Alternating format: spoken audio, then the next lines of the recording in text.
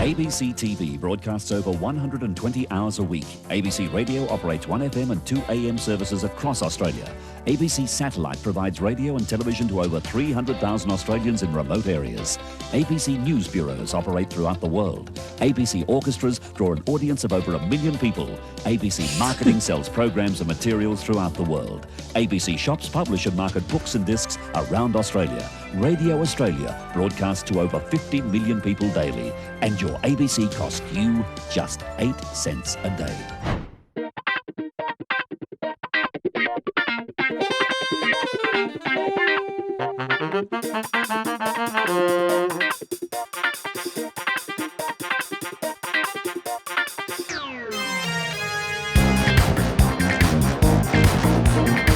Thank you, Sergio's 4, for your rendition of our theme, and welcome to episode 18 of the Champagne Comedy Podcast, where we like to talk about the best Australian comedy show from the 90s ever made, The Late Show, and other D-Generation comedy tidbits. My name is Matt, and joining this podcast today is Alison, Daniel, Kim, Prue, and Tony. Hello! Hey.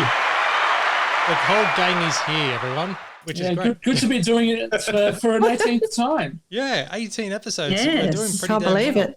Very impressive. Okay, well, for the listener, if you don't like the feedback section, we're about to do that now. So it's pretty long. You skip about 10, 15 minutes until you get the actual review. Just a warning. I'm trying to help out our listeners here. And because now it's time for...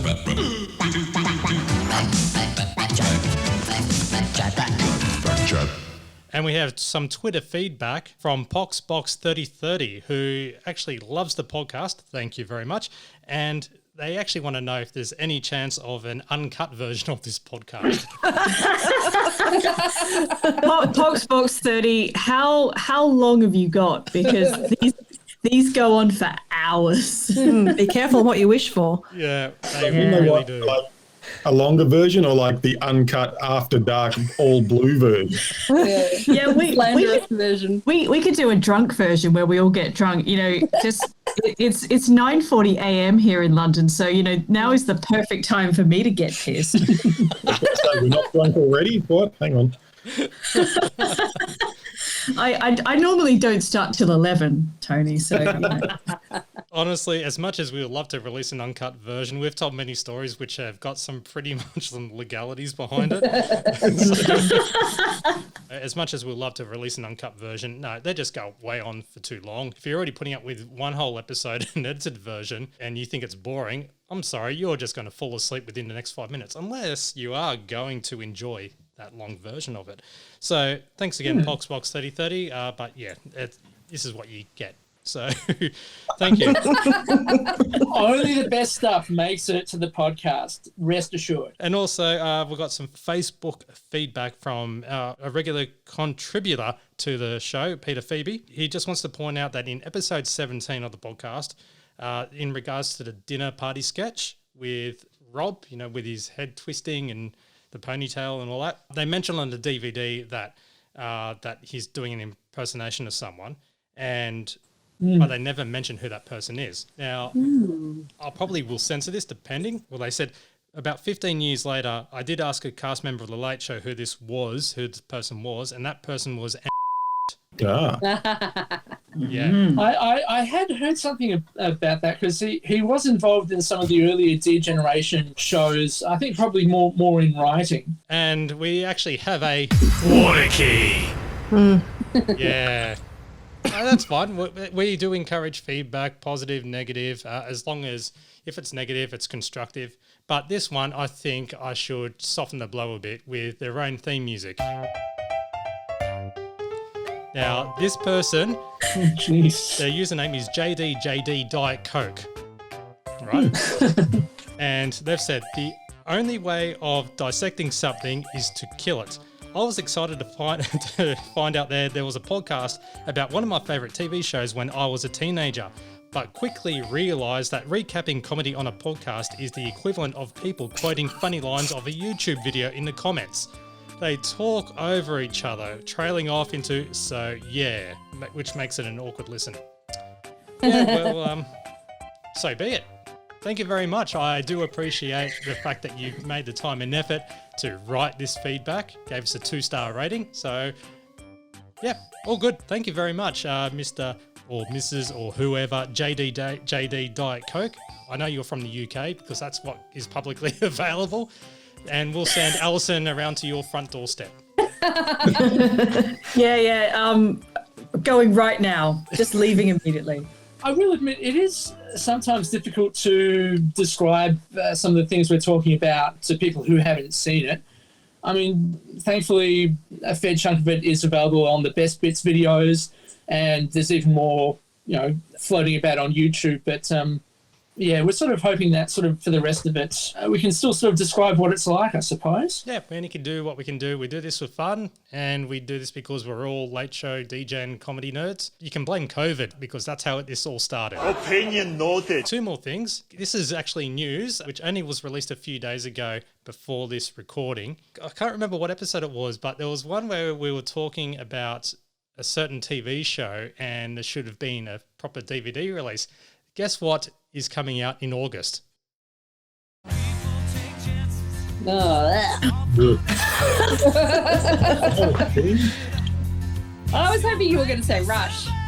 Because I would rush to get the Rush DVD released. No, I was hoping for that, but chances will no longer be those Best Bits volumes on DVD, which are selling for like $100 on eBay. They're putting out the whole lot. They are putting out the entire collection, the entire series. Wow. Collection 1, which consists of roughly, I think, 16 DVDs. So hang on, this is like with Prisoner. They put every single episode of Prisoner out, so now they're putting every single episode of Chances out. Yes, and wow. if it sells well, then they'll release the entire thing. Here we go, 16 DVDs, Chances Collection 1. Does Chances have like a fan base overseas? Because I know that's how the Prisoner box set came about. I just don't think the local market can sustain the sheer entertainment of every episode of Chances on DVD.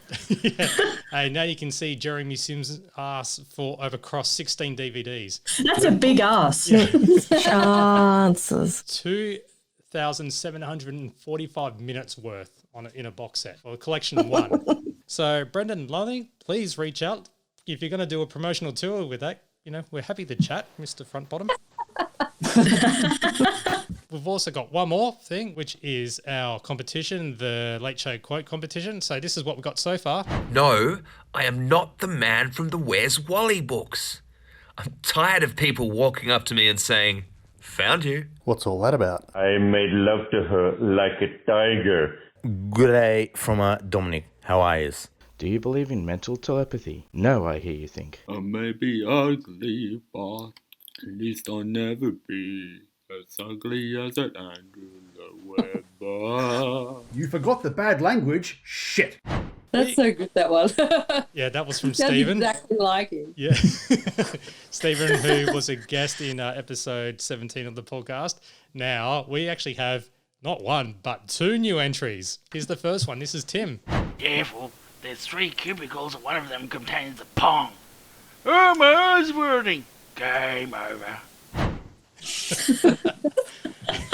He's quoting barge ass and pong. Sorry, I'll try and improve the audio next time. Yeah, this one is an absolute pearler, but I'm trying not to be biased or anything. I don't know this person, but when I heard this, I was going to edit it down, but the setup is pure brilliance. This is Clive's entry. All right, you got it set up? You sure it's working? All right, well, here we go. Here's my recording. Tough, uncompromising, no holds barred, no beg your pardons. It's time for those intentional sparring partners, Graham and the bloody Colonel. Happy with that, are you? Right. So, felt like a No, see, that's what we sound like in our unedited form. That is that good that he makes us sound a lot better than we actually are. It sounds like that. Yes. now all in a draw to win the Piss Week prize pack. So if you want to hear what's actually in the prize pack, just listen to the other episodes because there's a fair bit there and we're seriously going on for too long. That's my fault. I mean, I'm sorry. Now, unless we don't have anything else to discuss right now, I'm happy to go straight into Daniel G's program guide. Okay, so we're looking at a critical guide to the weekend's TV in the Saturday age, where Ross Warnicky gets to put in his recommendations, his bouquets and brickbats, essentially, next to the program guide. So we'll start with Channel 7. Up against Season 1, Episode 18. On Channel 7, we've got The Name of the Rose from 1986. Says Warneke, this brooding adaptation of Umberto Eco's best-selling murder mystery set in a 14th century Benedictine abbey is grisly, demanding, but thoroughly absorbing. Sean Connery plays a Franciscan monk who does a Sherlock Holmes. Then, I think this is a typo. We might have to get the pedantry stamp out. Pedantry. F. Murray Abrahams is outstanding as his rival, the local Inquisitor. Over on Channel 9, there's quite a lot of guests scheduled to appear on Hey Hey. We've got Kate Sobrano, Margaret Ehrlich, Joe Cocker, Tom Burlinson, Darren Hinch, and some obscure Australian band called Def Rhyme, which, again, it's got my pedantry nerves tingling because it's spelled DEFRYME.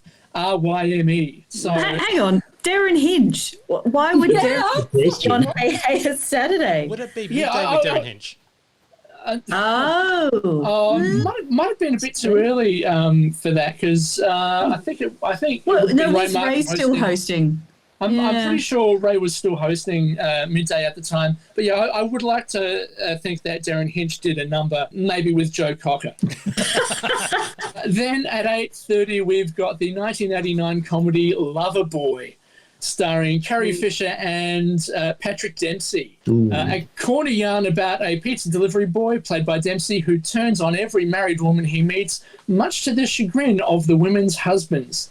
Says Warneke, don't expect any cerebral stimulation from this one.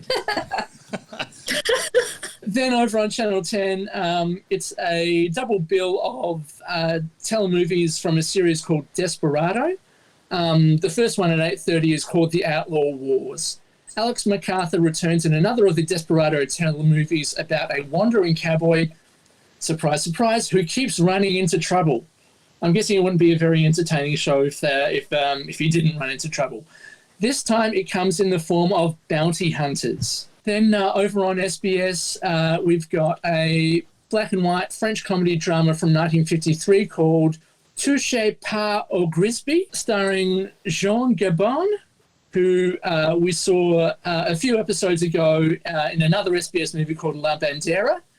In this one, he plays Mr. Max, a luminary in the underworld, in this engaging story of crooks fighting over the spoils from a robbery. And last of all, we've got the ABC. Not much to really report here. Before The Late Show, we had another episode of the British sitcom Bread. All that Ross Warneke had to say next to The Late Show is that it's a comedy sketch series. I think he's fairly accurate on that one. He's warming up. He's warming up to it.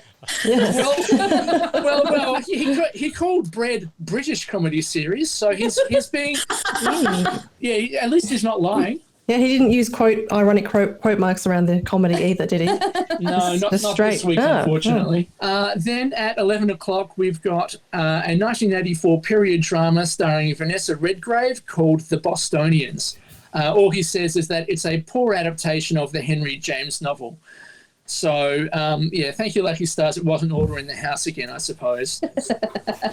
Then at 1 a.m., we've got Rage featuring music video work of Madonna. Well, thank you very much, Daniel. Now we go to Season 1, Episode 18 of The Late Show, broadcast on Saturday, November 21st, 1992. Now we have the opening, which is a very polished opening. It's a parody of the 7 Up documentaries by Paul Arman and Michael Apted, and that is the 7 Up documentaries. So, every 7 minutes. Yeah, I love this. I was a huge fan of the show. I even have the book here, 35 Up. Oh, wow. So, wow. The story of that was the book of the film. Yeah, so I've watched all of them. But I was a teenager when 35 Up came out, so I bought the book and I lent it to my friend Kineo, who was my partner in crime in the opening sketch send-up that I recorded back in 1994, which actually was this episode that we were actually reciting. Slight tangent there, but this was really good. I had this book. I lent it to Kineo a couple of years later, and I only got it returned last year. So I actually wrote it off, and I thought it's actually come in handy because I was reminiscing about all of these guys. But I believe that Tony who was the cab driver, was the guy who wanted to be a jockey when he grew up, and this guy wants to be a chef, who's Mick. No, a cook. A cook. Sorry, a cook. No, there is a difference there, isn't there? He says it all the time. He wants to be a cook. And Michael Apted, who passed away last year, I believe, he's Rob, I believe, in this. Is that right? Yeah. And they revisit every 7 minutes what they want to do. Well, there was Kathy, Helen, and Susan who were friends, and then 7 minutes later, they still were friends. One went to the toilet. Yep. Yeah, she had to go toilet. I don't know if this made it to Australian television, but they had possibly the final ever 7-Up, which was 63 Up in 2019. Did that? Yeah. I should mention, if you want to watch any of the Up series, all 9 films in this series are on SBS On Demand until the end of October 2021. And you can find out if Greg still wants to be a fucking cook. The most memorable thing from this real 7-Up series is there was that guy who emigrated to Australia and he just became really fat and happy. Remember him? Oh, yeah. My family and wealth, and he was just like living the big life. Yeah, he grew up in like a children's home, didn't he? And then he emigrated in the 60s or 70s or whatever, and that's Paul. His name is Paul, according to this. Yes, I can't remember all the names, but I remember he was that one that was saying, "Oh, my wife's going to make me eat all my vegetables. I don't want to get married because she'll tell me to eat my greens." But then she ended up marrying this lovely lady, and I think they're still together. Yeah, I think they were together in 63 Up a couple of years ago anyway. So yeah, I mean, I don't know whether anyone's going to take this over and do 70 Up in a few years' time, but I guess we'll find out. I hope they do, because it'd be a shame to let this thing finish at 63, really. I mean, I know we know the inevitable conclusion to it all, but one of them's already died. So one of them died a few years before 63 Up, and they talked about her in the program. I'm sure that Jeff can continue on filming it because he's not doing anything other than waiting for a train. So it almost sounds like Santo's not putting on a British accent with his bits. The accents are a bit dodgy in this, aren't they? They can't decide whether they're doing them or not. The fashions are even dodgier, especially whatever Rob is wearing.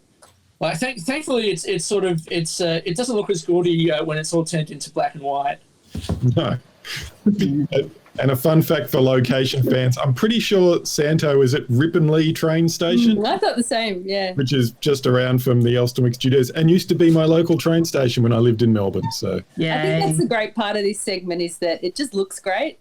Like they've done some really great locations. There's this sort of daggy, what would you call it, like the family room at the back of someone's house with all the wood paneling on the wall, and all the costumes are great and they just look good. So it's a very simple joke, but it's delivered beautifully. Yeah, it was impressive enough for someone to actually put in the Wikipedia entry for the 7-Up series, along with the Simpsons sent up. Yes.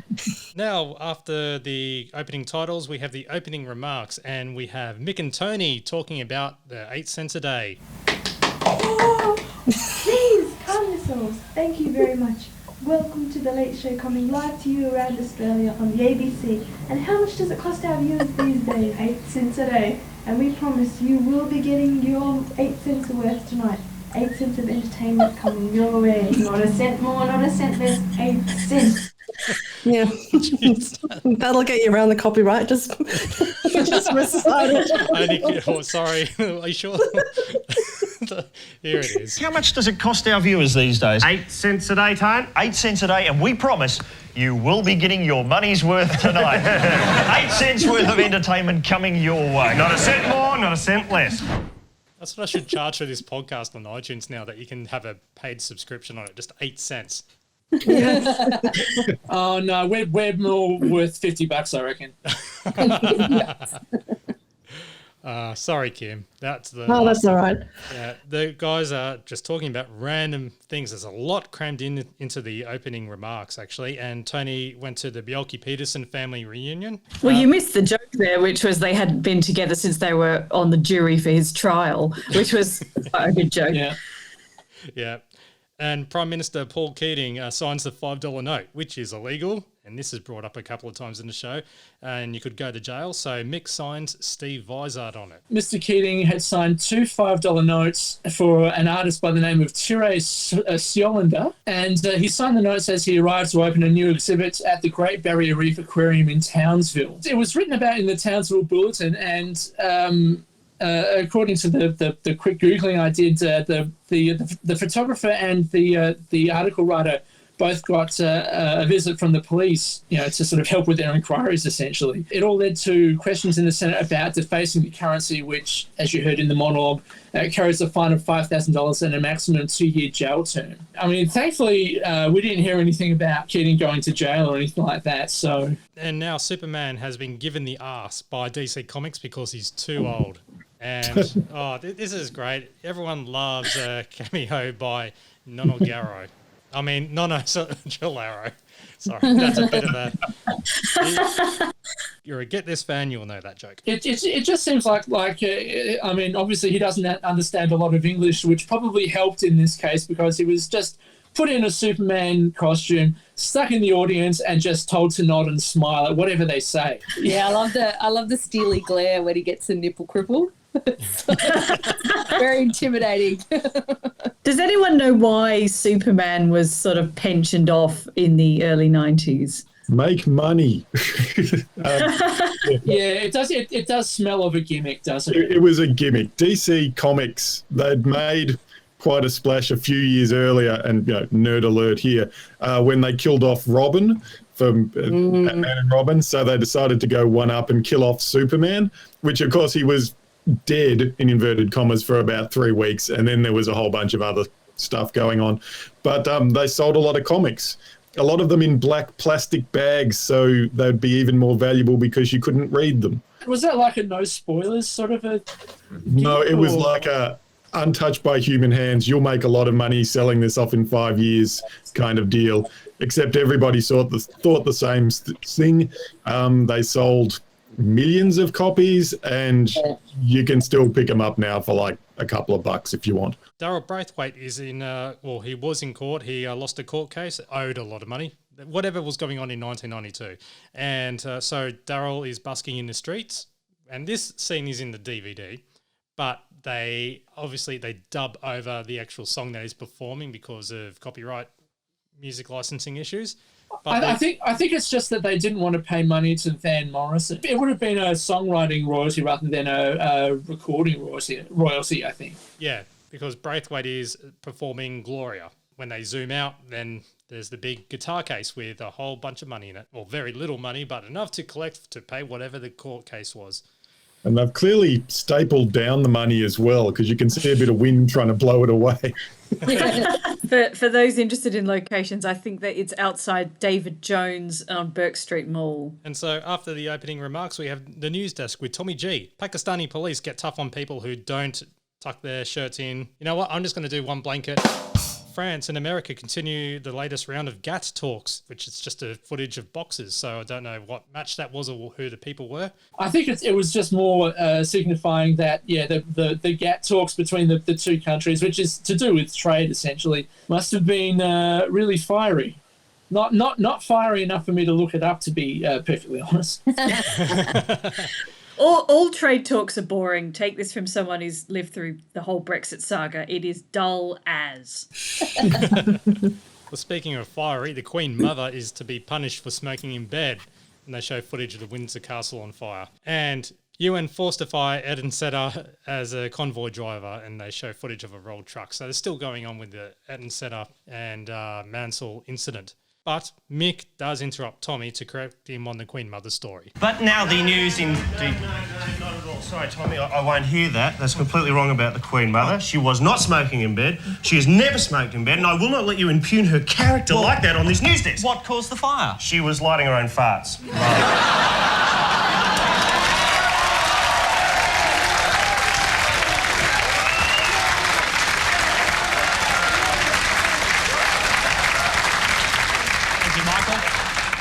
Let the satire begin. I love that. Thank you, Michael. Do we think that was a planned interruption? I reckon, yeah, because it's kind of like a bad joke followed by a sort of slightly better version of it, you know. One thing I noticed watching this episode is it seems that, Mick had finally sort of cottoned on to the fact that he was getting close to the breakout star of the show and was sort of reveling a bit more in his power than he had been in earlier. Oh, yeah. Yeah, he definitely is. But I think this definitely was pre-planned because the way Tommy G says, let the satire begin, seemed very, very kind of scripted, but beautifully done. That's my favourite bit of that. Yeah, that this is routine. definitely my new favourite quote. Let the satire begin. Yeah, exactly. But yeah, Mick putting his arms up in the air with a big job well done face and just really reveling in that applause. Yeah. It's just excellent. And now to the news, and the Prime Minister's struggle with Australian music continues. This is Prime Minister Paul Keating. After John Hewson forgets the lyrics to Advance Australia Fair, Keating fails as well. And later on, he's asked about the lyrics to Come On Aussie, Come On. Oh, come on. And they also play a clip of, or trying to release other funkier versions of the theme, as well as a reggae version, a rap version, and a heavy metal version. Yeah, it was a bit awkward though, wasn't it? Yeah, it went nowhere. And the footage of the MSO and the choir behind the MSO was like something, it seemed to go wrong. It was something like that. It was like everybody was looking around going, what is happening? It's hard to remember that the anthem was so lukewarm to everyone. It was like nobody knew it. And it's like the two leaders of the country, the opposition leader and the Prime Minister, had no fucking idea how to say the lyrics to Advance Australia Fair. And it's hard to remember that, It's quite a new anthem, though, is the thing. I think it was only introduced in the early 80s or something. So growing up, in the 80s and 90s, I, of course, learnt it at school, but generations older than us, they had no idea what the words were because they'd grown up with God Save the Queen or something. So, yeah, I remember as grade 2, we had to sing both of them at assembly, which is like the world's most torturous exercise to go through. God Save the Queen. Yeah. God Save the Queen is one of the most boring national anthems in the entire world. Anytime Britain ever wins a medal at the Olympics, you hear this, God Save the Queen. And you just think, it's meant to be a celebration. You won a gold medal and you have to listen to this dirge.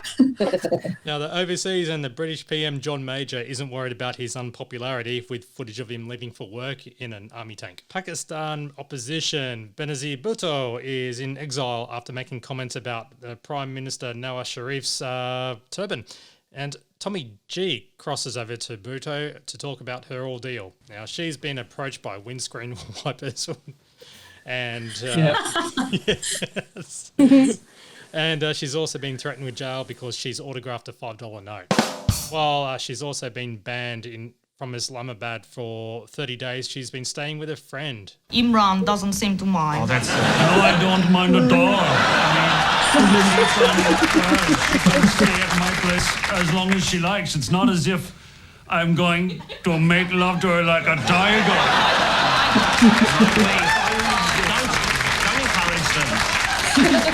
I think they were encouraged.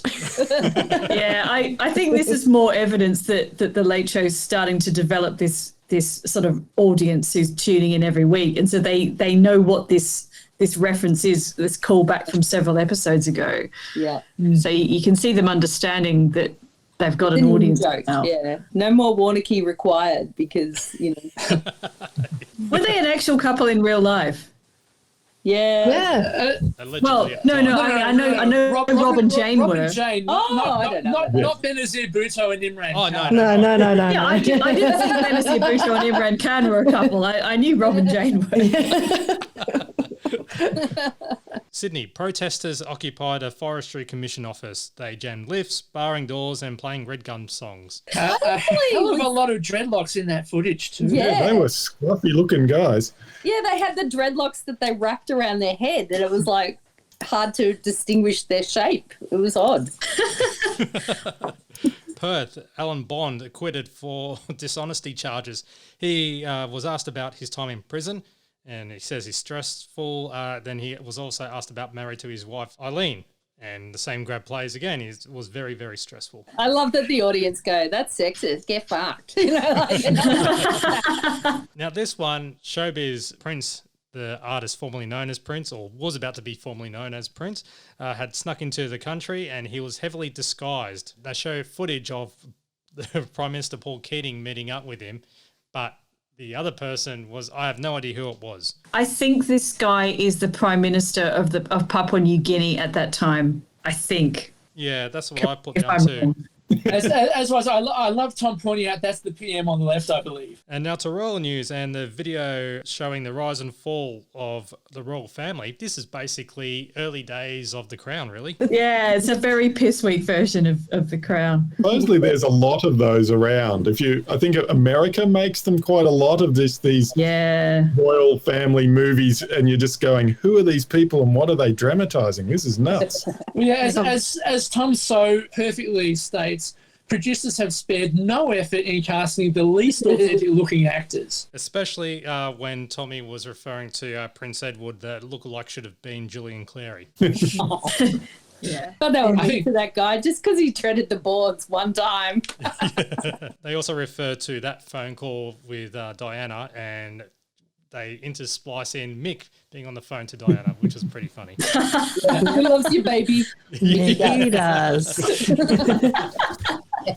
Let's not forget Jerry Connolly as the Queen.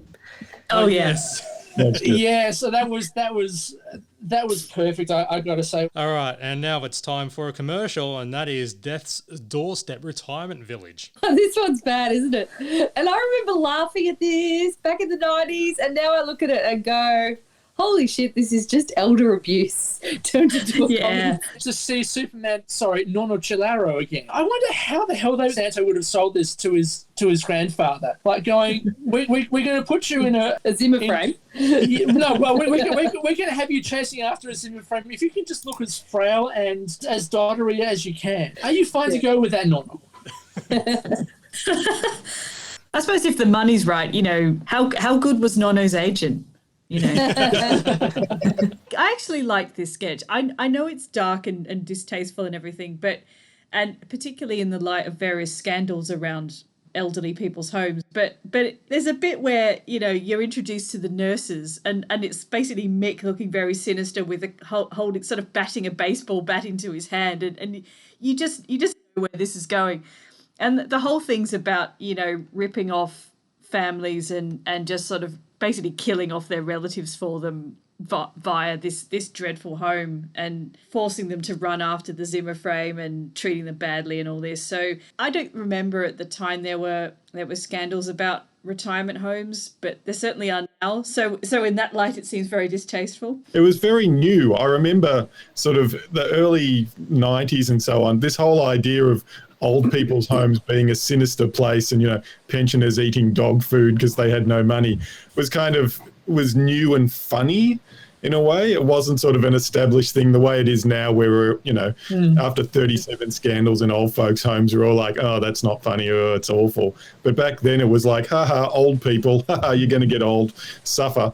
It was just kind of like, no, it was seen as funny. It just wasn't sort of this looming threat that hangs over all of us now. But the way Jason does throw that wheelchair down the stairs is pretty well done, isn't it? It's like it's an acting tour de force. All right, now we're back to the stage with Jason Santo, and Jace is very angry because Ray Martin stole his show idea, The Good Blokes and Superstars.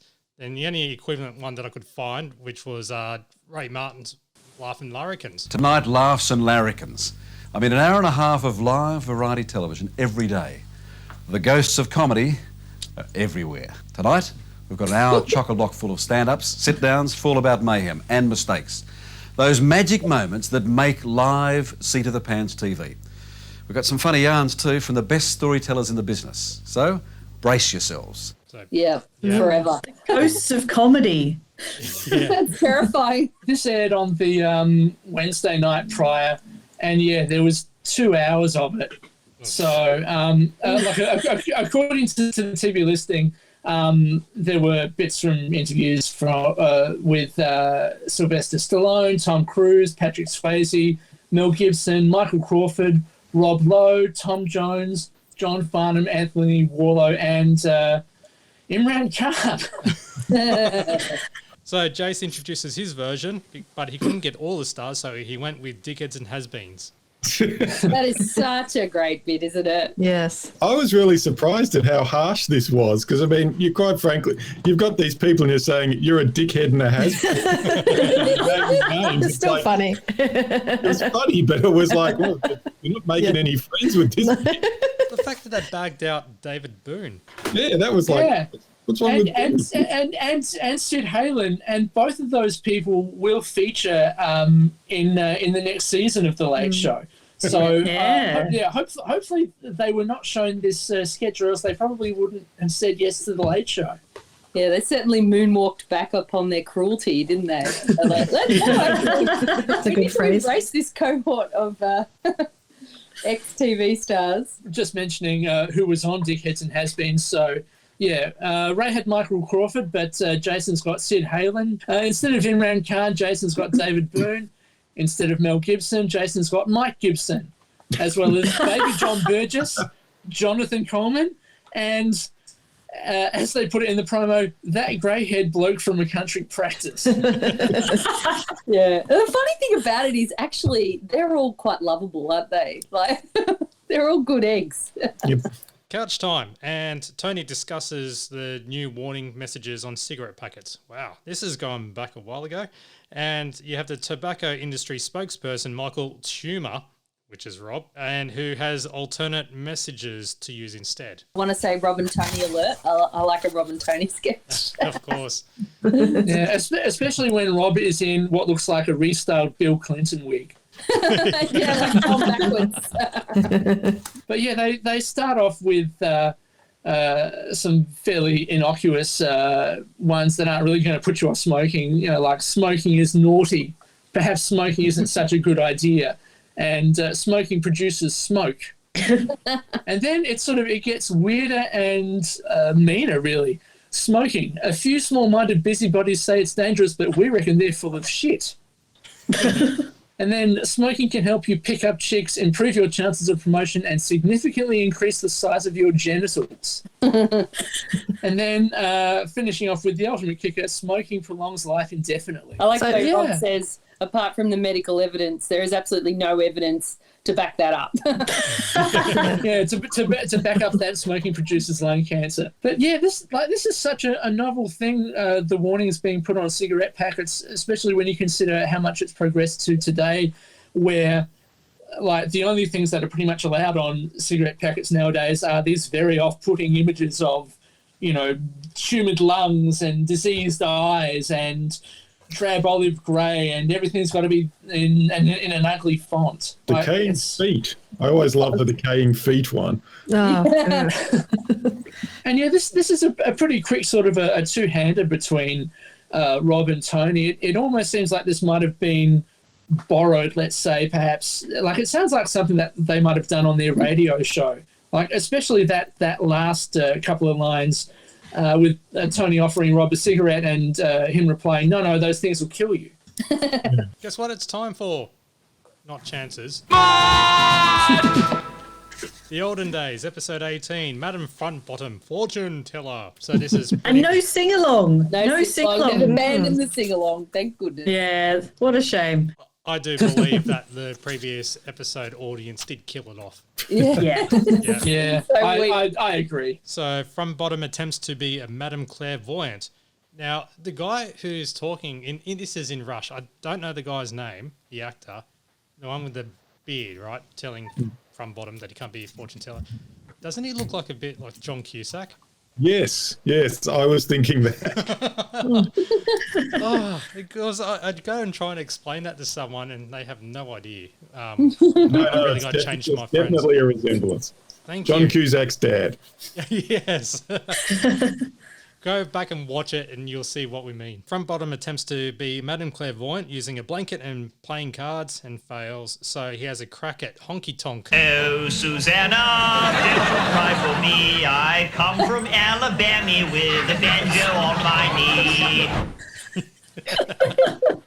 So, but yeah, apparently the mud diggers don't go for honky tonk.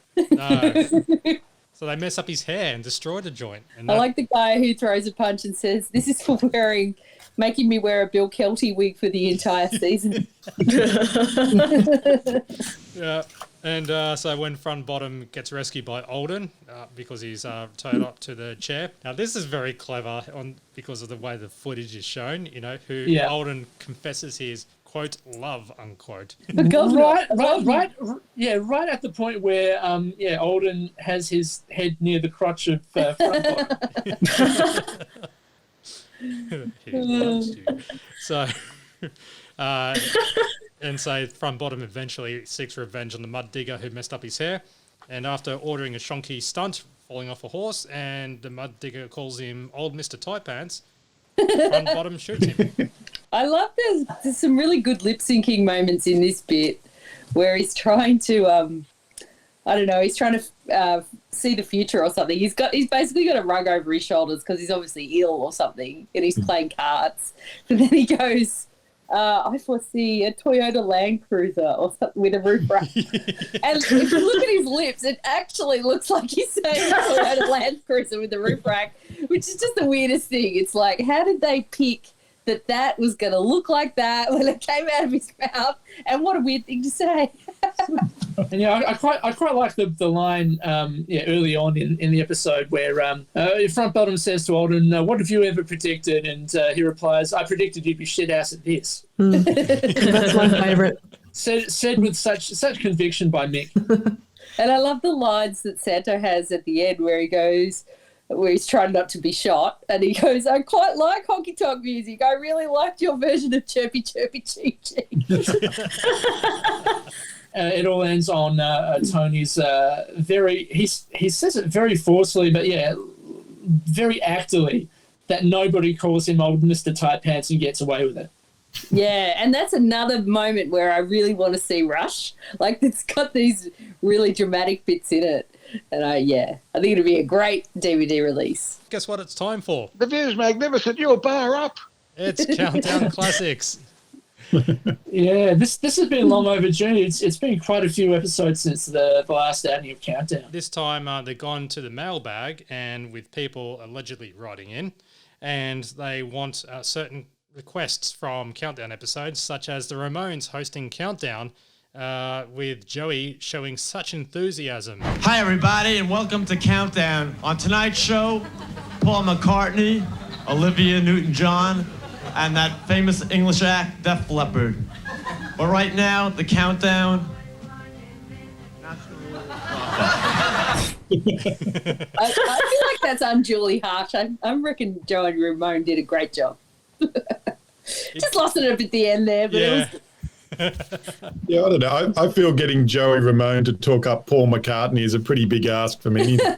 Maybe he just go, "What are these acts? Fuck this." Olivia Newton-John. Olivia Newton-John was the one that really got me.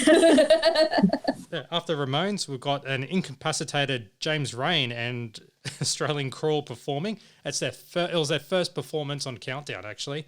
And James' arms are in plaster because he had broken his wrists. A funny reveal that is. Yeah. Like the way they intro it with, do you have that bit where James Rain is incapacitated and you're thinking, what, is he going to be drunk or something? And then there's this pullback with the camera and the two of his arms are in plaster. It's the absolute funniest thing. Did you see the fact that he nearly tried to clap and then he had to stop himself? Or grab the microphone. Like, it's just the most insane thing. Yeah. He must have just thought stuff it. Yeah, his arms are kind of waving around like this, but they're both in casts. And I don't know what you're meant to do if you've broken both your wrists, if they're both, I mean, presumably not strapped to your body. Like a pharaoh crossed across the that would be really difficult. So they're just flapping around and thinking, is that a really good thing for you to be doing right now? It looks so badass, though. Oh, it does. Yeah. It does look badass. Another request was Molly and Richard Clapton having a fallout. Now, this was interesting, and you can see that obviously Molly doesn't take shit. So, yeah, because Richard was meant to make an appearance on Countdown, he was late, and so they cancelled him, and he slagged off the show in the press, and so he was then apparently forced to come back on the show the next week and apologise, and Molly calls him out. I like how there's the bickering about how late he was. Yeah. 20 minutes late. No, it was 40 minutes actually. 20 minutes. Oh, 40 minutes. Yeah, it was 40 minutes. Also, I love Tommy G's reaction to Richard Clapton. Like, doesn't he act like he's going to throw up or something? Yeah. gives a little... And there's also one more which has Bob Welch hosting the show around 1979, and he's performing Ebony Eyes in a very odd place. Yeah, the lighting catwalk, which is up high in the studio.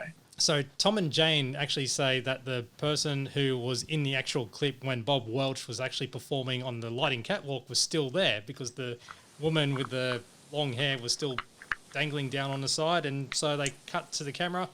And, yeah, really bad wig or a mop, I guess, that was representing there.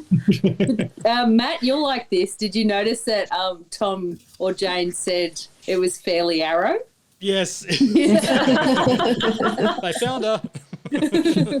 But I will mention, though, that straight after the Countdown Classics, Tony does say... 8 cents worth of entertainment as promised. But it does lead into Tony setting up the street interview. One of the most favourite street interviews ever, and that is talking about who knows the lyrics to the national anthem after all the kerfuffle through all our government officials. Who actually knows the lyrics? So they hit the streets to find out. And the joke, of course, is there's so many young people who do know it, but are just too embarrassed to see it. Yeah. They were down in St Kilda, weren't they, for that? Yeah, Ackland Street. The bricks and mortar of Ackland Street were much more shinier than they are today.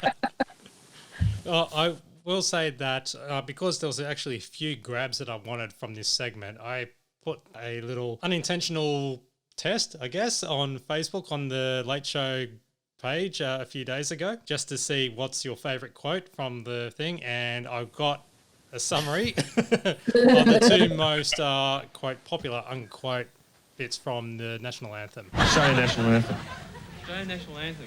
I do know, but I'm not going to embarrass myself by singing. Oh, you don't have to sing it. We'll just ask you to recount the lyrics. Australians all let us rejoice because we wear tight Lee jeans. Well, if you had a choice, if you could replace the national anthem with any particular song, what do you reckon you'd replace it with? I think we'd have to sing a song about a new flag. You know, one with like it's just like a bum with a fist coming out of it. Sorry, you just say a bum with a fist coming out of it. You're a thinker, aren't you? So those were the two most popular ones that were quoted. Yeah, I think I agree with those selections. I think it was really funny, that timing where he just says, "You're a thinker, aren't you?" That just makes the whole bit. And as well as Tony and Mick just doing that. Can you believe this shit? Look to camera. Yeah. Oh yeah, Tony especially after the bum with the fist look. He just does the look to camera and just cracks me up. That but I'm surprised that no one went for the sort of ongoing saga, and this is in several parts of the 150 years. Yeah, because there's a sort of a part one with just him, and there's a part two where he kind of intervenes with a younger member of the public and sort of has a go at him. So yeah, he's the still a soul guy. And he's the one that went something about Gert, Soil and Toil was the other guy, and then the old guy was like intervening. Oh yes, those two young teen girls, queens. Yeah. Yes. and then one of them admitting they can't sing, and Tony very quick-witted goes, "It is the Teen Queens." Yeah, so what happened to the Teen Queens? I have them in my Smash Hits January 1993 issue right here. the Teen Queens. Oh. Jason Priestley is on the front, yes. There's three of them. Yeah. There's three Teen Queens, and this was, you actually get this thing called Tape Stars where you can actually fold it up and put it into your cassette holder. I remember those. So, yeah, teeny biographies. And one of them was actually probably 20 at the time, so not a teen. The others were about 18 and 19. Yes, it is. Pedantry. Right. Cool. Did you know there are 10 things you might not know about the Teen Queens? Number one being Be My Baby. Their first single reached number 5 on the charts and won the gals a gold record for their efforts. Number 2, Kelly plays the drums. Number 3, Liza spent years as a lass learning the cello, the flute, and the sax. 4, Kelly's grandmother was a famous Scottish actress. 5, over the years, Liza has starred in shows like GP, Home and Away, and the Sex documentary. Yeah, there you go. I will not read the others because they're equally as dull. But yeah, to get back to the Vox Pops, there's quite a lot of diverse fashions on the great members of the public. Oh yeah. Like the T-shirt.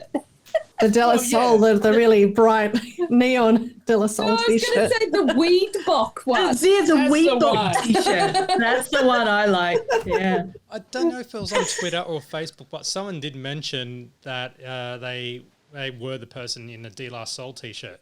Oh, cool. Like a couple of years ago. I should have dug Get him on. We need to get him on. And now we have Shit Scared, and Rob, Mick, and Tommy G are in the studio. And Rob and Mick are mourning Chuck Connors, the host of Thrill Seekers. Chuck Connors, the father of, well, the doyen of stunt masters. Doyen. And, Doyen.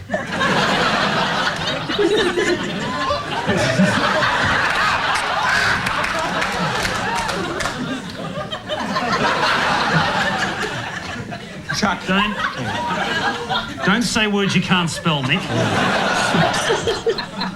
You're saying Chuck Connors. You're saying Chuck Connors.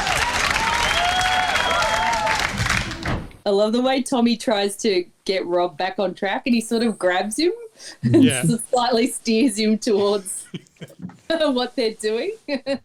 They are there to have a chat in regards to the passing of Chuck Connors, and his pallbearers were set on fire, and his coffin was thrown into a pile of cardboard boxes. So that's a quality sketch. He wasn't buried. His coffin was thrown off into some cardboard boxes.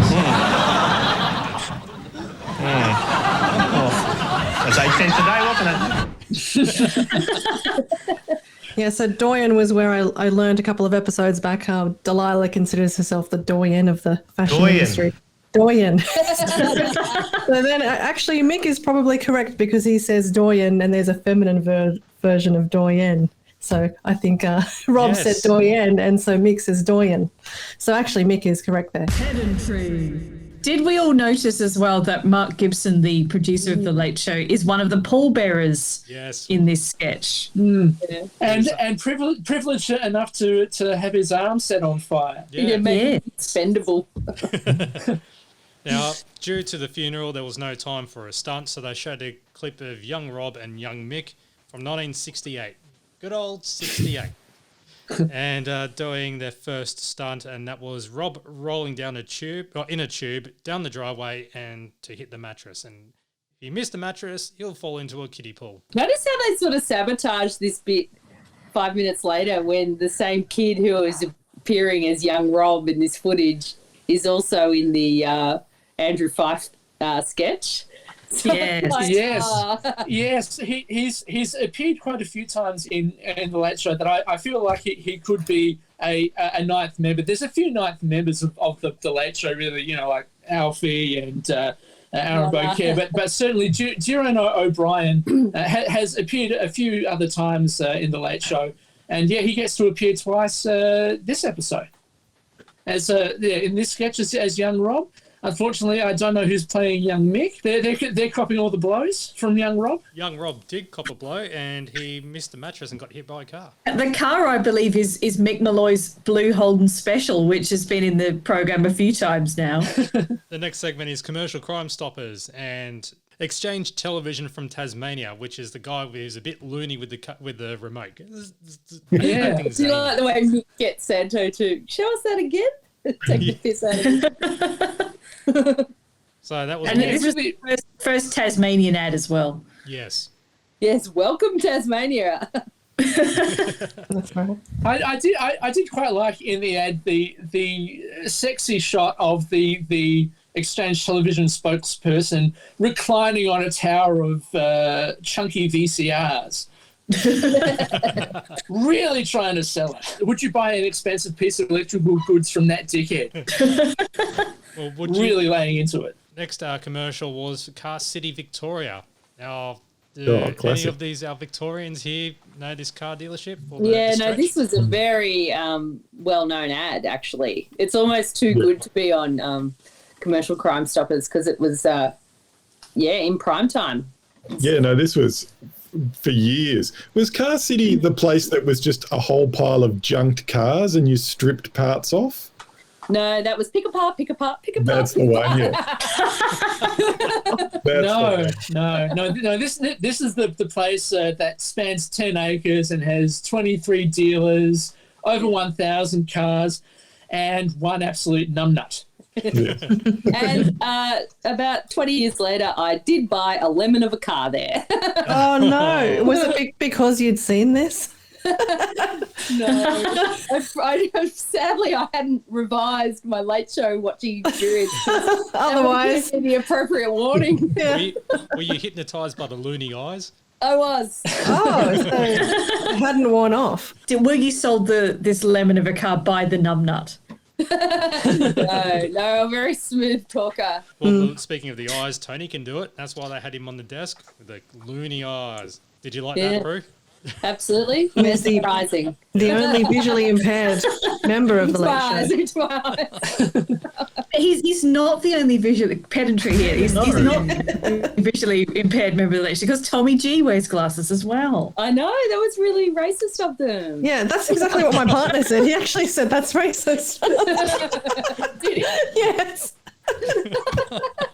The next commercial they did was the Gourmet Revolution, and this one was just creepy, unintentionally creepy, but with the famous wacky waiters. Don't these guys look like they're going to rob you, rape all the women? Like, they look really scary. Pretty much. There's one that's serving food while riding a unicycle and another one with very garish kind of face paint that I would not take any food from. Is that the one that goes like... Yeah, sort of pops up into frame really creepily. The thing that scared me was the idea that you'd have to talk to them because they show them conversing. It's like, I don't want creepy waiters talking to me. Serve the food and go away. Yeah, don't hand me some Ritz with cream cheese and give me a joke. Like, rack off. I just assumed I'd be telling you about their grim acting career and how they've washed up the wacky waiters after a string of failures. Like, this is about the ad is that this quite sort of classy van rocks up with the gourmet catering. Like, you think I got caterers of distinction. Oh, it's disturbing, but then they did have someone who actually looks like that crazy, wacky clown, and that was Jace. Yeah, it was uncanny. Yeah. So, he pops up behind on the desk, and then Santo decides to go WWE on him. That was some amazing wrestling moves from Santo, wasn't it? Yeah. I want to see what happened behind the scenes. I want to see the trampette or whatever it was that he was crashing onto. Now we switch to the stage, and Tommy G is dressed up and performs as a bad singer, really, and with all the hallmarks of technical difficulties during this performance. And a very gaudy gold sparkly jacket and a bad wig. I love seeing Tommy G in a bad wig, but this is a pretty weird segment, isn't it? That's pretty much all I wrote down. Just question mark, weird. Yeah. Well, yeah, it's one of these sort of comedy tropes where it's sort of like, this is the way the song goes, and these are all the bad things that are happening during the performance. I'm just going to sing about them out loud.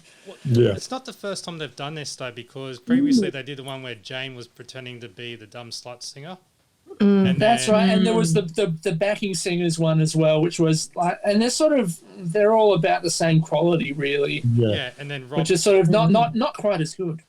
Yeah, it's interesting. Watching the Late Show. There's sketches and segments that I think of as being specifically Late Show. Like commercial Crime Stoppers or that. But there's always a couple of sketches that are not generic sketches, but you feel could be on a different show and someone else could be doing them. And this one really felt like, you could see it on Full Frontal or something, trying it and getting away with it. So Tom sings about, turning to the wrong camera and that the backing tape sounds like it's, like it's going wonky, and feedback happens, and, he mimes terribly to the song. And the only line I really like out of it is, "I've heard better songs on regional telethons." and then it ends with him missing his step and basically falling into the dry ice, which is also smothering the crowd. And that's 2 minutes of TV time over and done with, really. Yeah, highlighting the How cliches. much dry ice sacrificed for that sketch. Now we have the next sketch, and that's where this teaser comes in.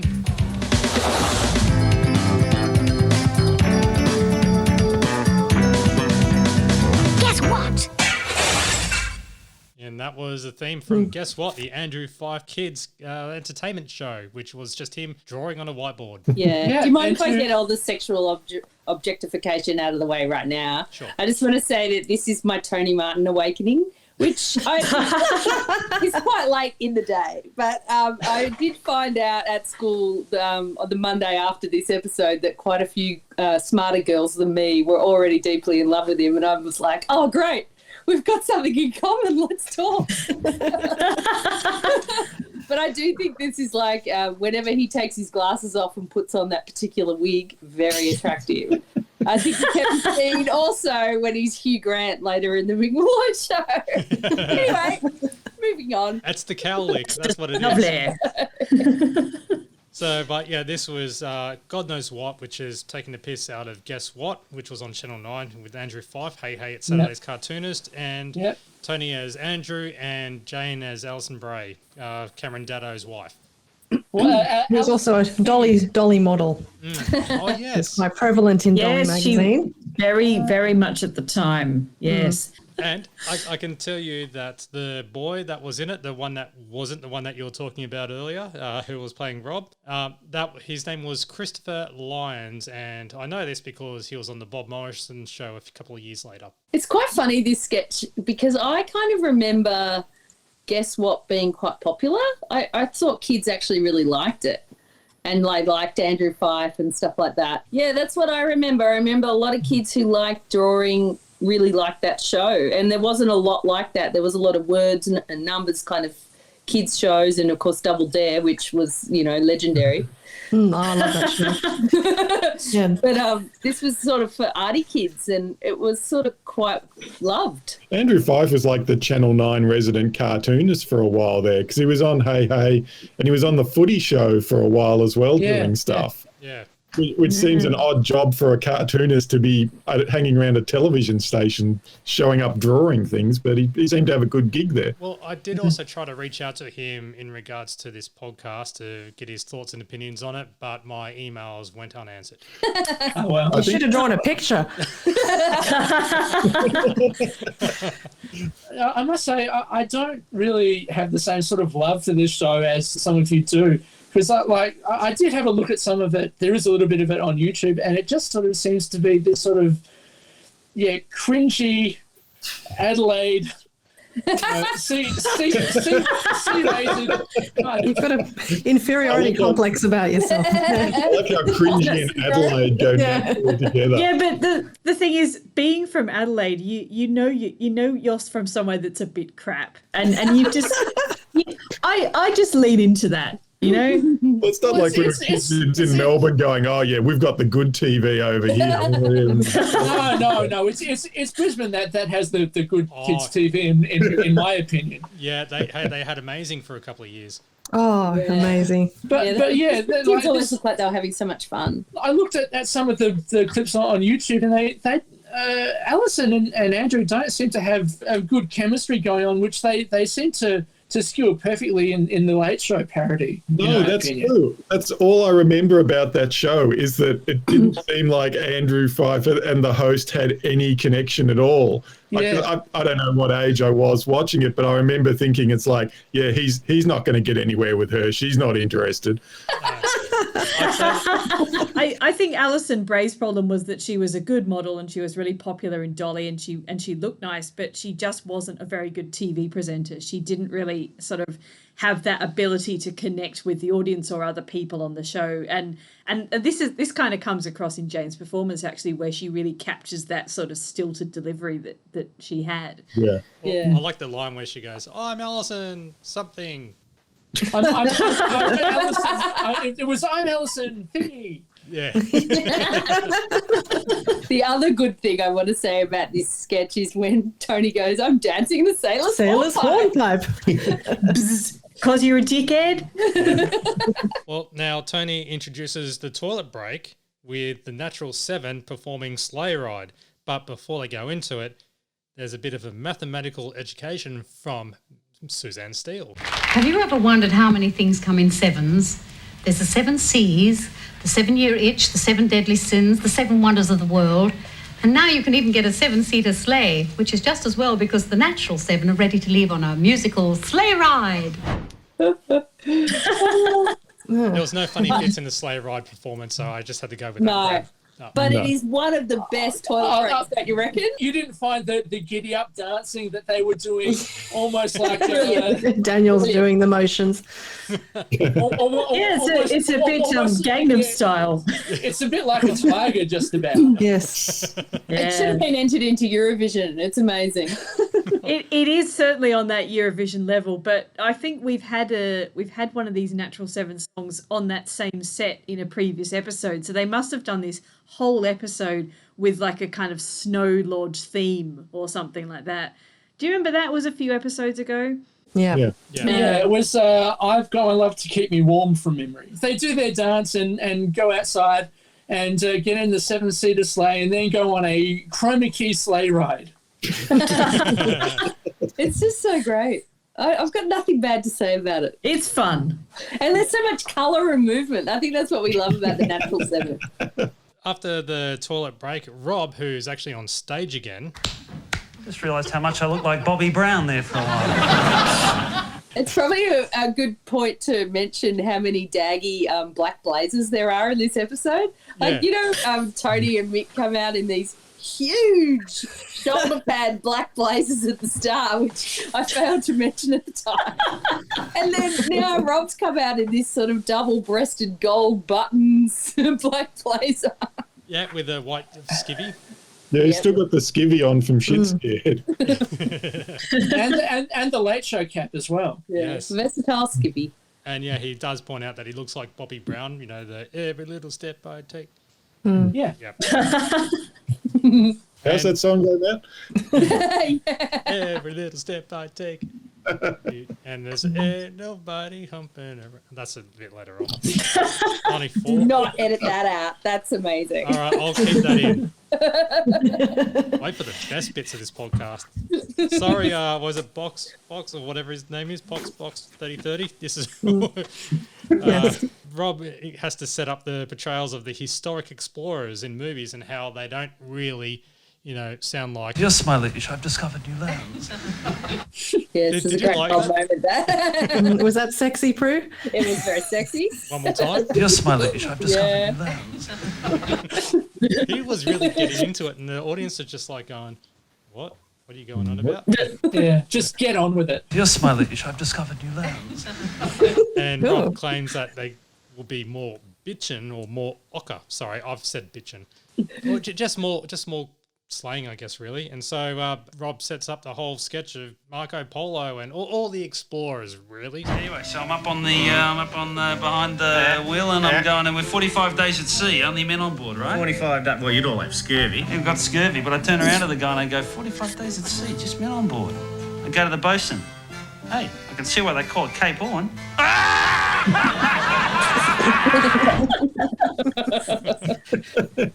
That's about the only funny joke in this whole sketch. Oh, yeah. Well, I quite like the line from Santo turning around the steering wheel, saying, "Who am I? I'm Don Lane." Oh, you'll understand it one day. Yeah, this reminds me so much of that Chopin sketch from last episode, and it even has that prestige post toilet break slot that it had last episode as well, which I'd say that probably explains the quality of it if they put it after the toilet break. Yeah. It's quite funny that this one and the Chopin one are so forgettable. It's like you never remembered that they've done it, but it's almost like it's they've been building up. They do the Chopin, they do this one, and then I can't remember if it's this season or next season, but of course they do the amazing Strzelecki thing, and then they finally just nail it, and it's perfect in every way. But so far, this is like, let's just spend a day dressing up in elaborate costumes and dressing a set to look like the, 1600s. Well, they always like the elaborate costumes. They always sort of, I don't know, they felt like, it felt like they thought there were more laughs in dressing up than there actually were. Yeah, I think it sounds to me that they were having fun, and it's just that type of humour that I appreciated it, because it's the stuff you learn at school about scurvy and people who thought the earth was flat, and Marco Polo, you are a crack up. And my friends and I at the time, we were pointing out how Jason is always at the front of all these jokes, and we actually had a list of things because we were sad like that. We had a book where we could write down all our little quotes and things. How many times does Jason get cut off or bashed on the Late Show? Christopher Columbus, everyone hated him. Yothu Yindi, he gets cut off when he sings Xanadu. In the Viking talk, he gets beheaded. I have here karate thing. Sardo hits him over the head. I'm not really sure what that is. In the musical, in Tom's Day, Tom tells him to rack off because he's the gas man, and he gets and the old people sketch, the old woman pushes him out of the way at the bushes. And in this episode, Crime Stoppers, Sardo just bashed him up as the wacky waiter. So, and also in What's All That About, when he does the Cure send-up, they say he looked like he was dead. So that's the extent that my friends and I at the time went to when we were analysing these episodes, to actually see recount how many times Jason was the brunt of the joke. That's impressive. Well, see, I think part of it is Jason actually says before Dickheads and Has-Beens, I'm normally the nice, quiet member of the Late Show. That's right. So, and he's the pushover guy. Yeah, he gets pretty much. Yeah. Yes. Yeah. Now, also in a tiny bit of foreshadowing, Santo, as Columbus says, that you can take the boy out of Genoa, but you can't take Genoa out of the boy. Yeah. Now it's time for a very jam-packed Graham and the Colonel. If you follow us on Twitter at TLS Champagne, as well as The Late Show on Facebook under facebook.com/Champagne Comedy, you would have seen an image of a person from the audience wearing Graham and the Colonel fan club jumper shirt type thing. It was pulled out. Homemade. Homemade, yes. And we're trying to find the identity of that person. So if they're still around or you know that person, check out the picture or check out your own VHS copy of the tape and let us know. We just want to see if there's, where they're at really in life. We'd love to chat with you. Yeah. Yeah, obviously a super fan. And she goes up on the stage and Santo gives her a kiss on the hand, and she's so flustered and just, oh my gosh, Santo kissed my hand.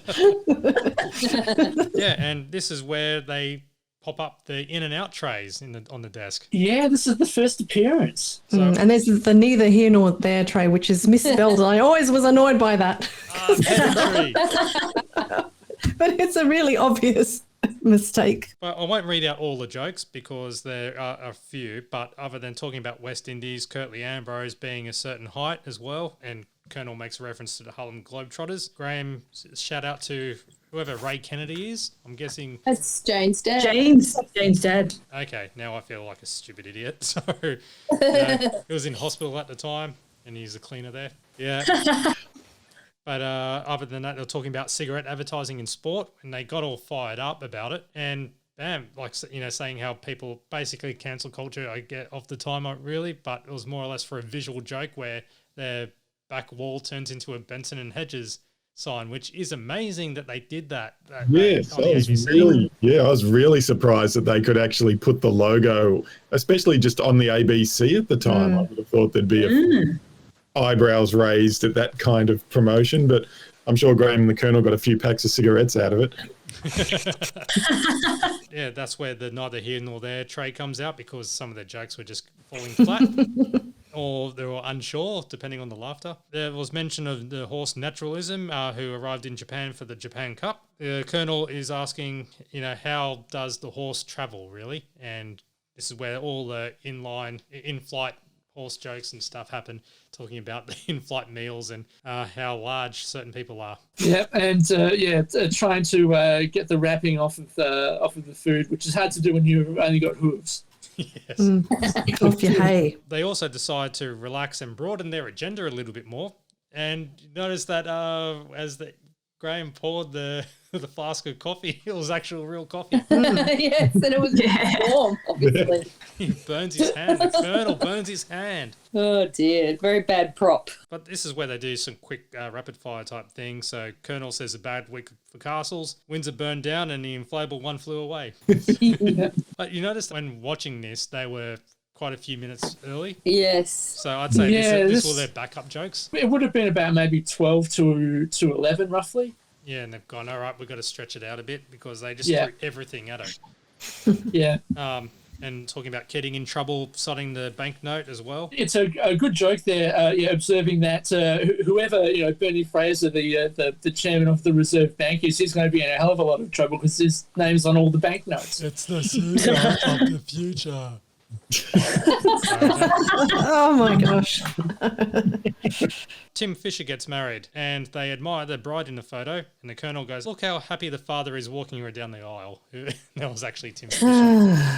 Yes. Yeah. Yes, there is a bit of an age difference between the bride and the groom in that photo. The Colonel is reading a book by David Suzuki, Metamorphosis. Well, he says it's not metamorphosis, is it? He says it in a different way. Metamorphosis. Yeah, we go. I'm assuming his continental background. Yes. That's what really puts me off. I'm thinking, isn't it metamorphosis? Anyway, he wears so many hats. As an author, environmentalist, political activist, speaker, and still manages to find time to play Mr. Miyagi in Karate Kid films. Yes. And also the original Arnold in Happy Days. Because they all look alike. Ha ha ha ha. Yes. People's Choice Awards are on, and the category for the best ad, and they played the Foster's Beer ad of 1991-92, which is basically a theme around a party. And Graham gets to rewind it and says, hey, look at who it is. It's Gogomobile guy. Do you know, he always used to appear at Southland, like just the real guy. Tommy Dicer. Yeah, and us kids were so mean to him. What did you do? What? He would just be there doing his shopping or something, and you'd like heckle him. Oh, true. Like that sketch with the heckling people at their workplace, which is like G-O. I reckon he would have got it. Oh, yeah. And they released a single as well, didn't they, based on the Go-Go Mobile ad. It was some kind of... Yeah. I'm sure it's out there somewhere. I'm going to have to try and track it down. Gotta find that. Put that in the prize pack. Done. If I find it, yeah. Before they do the Foster's ad with the Gogomobile man, Santo goes, oh, you mean the Godfrey's ad with the bowling ball? And then Rob goes, no, you're being silly. Only thing to add is that the People's Choice Awards for that year was hosted by Gary McDonald. As far as I can tell, it was may have been in his guise as Norman Gunston. Yeah. Okay. Ooh, was that the Norman Gunston revival era? Yes. Where he had the breakdown. Yeah. I've just Googled Tommy Dysart and Go-Go Mobile song, and it was released in 1995. It's G-O-G-G-O.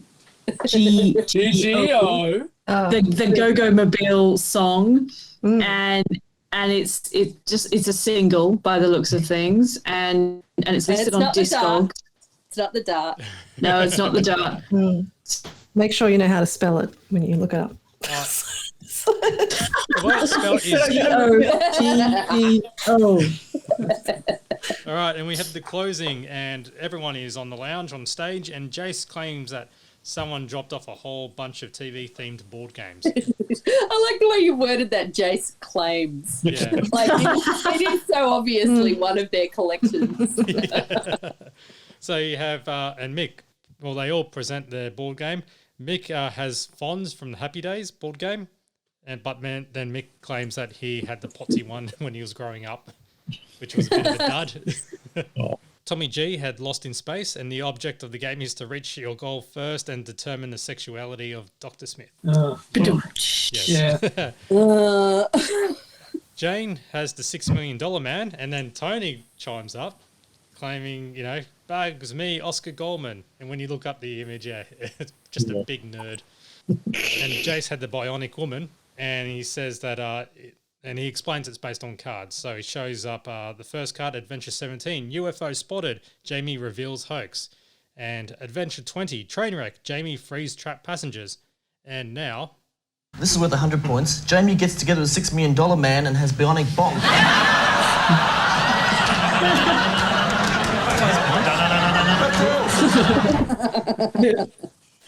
One of Jace's biggest laughs. Tony was getting a kick out of it going, no. Jace also reveals the Late Show board game, and you have to guess how many people are watching the Late Show around Australia at any given time, simply by rolling the dice. 4! Have you done that with our podcast, Matt? The amount of people that are listening. 4! Which is odd because there's 7 of us. Yeah, that means a couple of... I've got you on mute, that's why. I'd have said who's that not pulling their weight? Yeah, I'd have said that the dice in our game would just have a 1 on each side of it. So, and then Tony also brings it out on the Buses board game, which is a firm favourite with a lot of Get This fans as well. So that one was a very familiar one. And Tony also gets Jace to do his Blakey impersonation. It's pretty good. Yeah. And a great way to end the show. When the credits roll, any special Easter eggs in the credits, Daniel? First of all, we've got the special guests. So Daryl Braithwaite, who is in the news desk. Nona Chilaro, who we saw twice already and is coming up for a third appearance this episode. Chris Lyons and Jiren O'Brien were both in God Knows What. And Morris Kyoto, I think he was young Mick. Certainly, he's the odd one out with the list of special guests there. Yeah, Michael Hirsch, as always, comes in with the credits under the name Funny Business. And yeah, the audience tickets where Tommy G's basically reading out the whole thing because they do have Nono Chilaro on stage, or Soups. I love the way Santo feeds in the line. That's very, very cute, isn't it? Yeah. So, Tommy goes, say goodnight, Australia. Buonanotte, Australia. Yeah. Absolutely adorable. Hey, in the credits, there's footage of Rob with a jetpack on, and I don't know where that's from. Does anyone know? It might have been a sketch that didn't make it to air because I noticed that the 2 clips that they showed, Rob is having a chat to future Full Frontal star Ross Williams. Oh, yeah. Yeah. Yeah, interesting. I wonder, it would be good to get, obviously it'd be great if the entire 2 series of The Late Show was released in its entirety on DVD, but also there was an extras DVD where there was unreleased material. Yeah, exactly. Hey, if they can release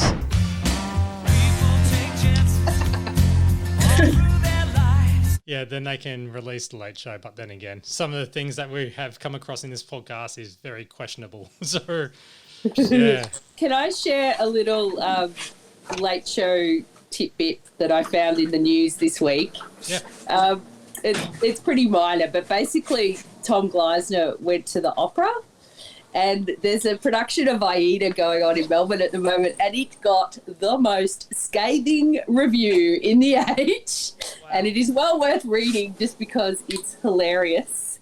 So basically they had some technical gaffes at the opera and the surtitles, which is where you'll get the translation of the language in the opera above so that you can actually understand what the hell's going on. They failed completely, but they got stuck on Whatever have you done, oh you poor man? and the reviewer has said, is this a genuine passage from the opera or a passing judgment on the tech crew? And then they said, it remains stuck at the top of the screen, accompanied by a little frozen mouse pointer. Windows crashed again. We'd love to hear what Tom Glasner thought of his night at the opera. Oh, in that case, we'll end on that, and that's pretty much it for this episode, Season 1, Episode 18 of The Late Show, as well as Episode 18 of the Champagne Comedy Podcast. Once again, thank you for getting this far if you're still listening, and please enter. You've only got 2 more episodes left. Actually, we've got 1 because the reveal of the winner of the favourite Late Show quote will be exposed, not physically, on episode 20. I used the wrong words. I'm so sorry. So send in your entries, champagnelateshow@gmail.com. And you've got that 1 episode left to do that, as well as send us, interact with us on Twitter at TLS Champagne. Visit our website, champagnecomedy.com. And hit the forum that's barely getting a heartbeat, as well as the Facebook Late Show. Don't break it. Don't break it. Oh, so sensitive. Don't post anything. Yeah, please don't. I'm removing spam on a daily basis. But also, I've reopened the old group before pages existed on Facebook, which is the Champagne Comedy group on Facebook. It's been sitting dormant since 2008, I believe. And now we've turned it into the Champagne Comedy Podcast discussion group. So all you have to do is look for Champagne Comedy Podcast on Facebook and follow the 3 questions, which I've only got up there because Facebook can make me do the security thing. Answer which way you want. Don't give a shit. I'll just let you in. Be part of that group because it's ever growing. Originally it was at 30. Now, as of like 2 hours ago, it's up to 74. So, hooray. Yeah. But there's more. I don't know. Everyone just started finding it, didn't they, Matt? Everyone's requesting to join. We don't know what kind of algorithms Facebook's serving up, but everyone seems to be finding it. Yeah, exactly. So go on and be bored. So just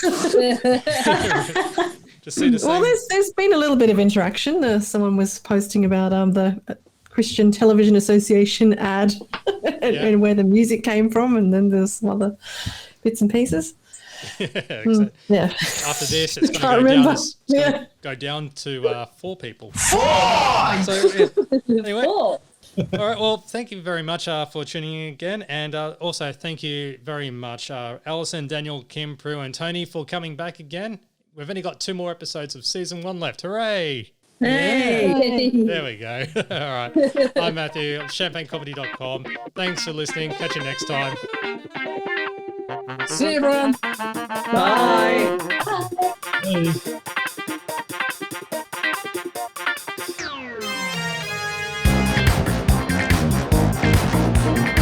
8 cents worth of entertainment as promised. Thank you for listening to the Champagne Comedy Podcast, created by fans for the fans. For more information on this podcast, please visit champagnecomedy.com. Produced by Matt Fulton Productions, mattfulton.com.au.